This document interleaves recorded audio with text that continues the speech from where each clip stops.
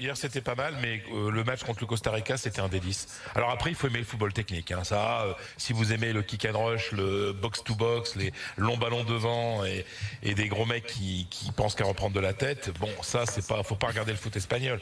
Mais franchement, elle est très séduisante et il y a une sorte d'euphorie qui est née en Espagne suite au match contre le Costa Rica. Vous allez me dire, ce n'est que le Costa Rica.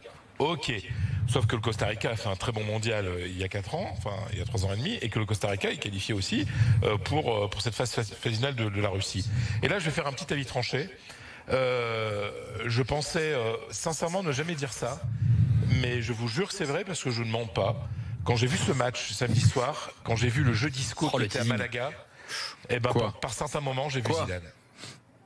J'ai vu Zidane dans Isco, voilà, à travers Isco. T'as vu Zidane dans Isco? Elle est chelou ta phrase. Ouh là là. J'ai vu des petits moments où ça me rappelait Zidane. Depuis que t'as l'accès au vestiaire, tu vois des trucs. Hein. Ça, c'est clair. J'ai toujours eu l'accès au vestiaire. Mais bah oui, tu te souviens quand tu prenais les crèmes de Gucci? De Gucci, bah oui. Ouais. On se lève, il se met un Gucci. Il est où maintenant, lui? Il a ouvert un magasin de tatouage.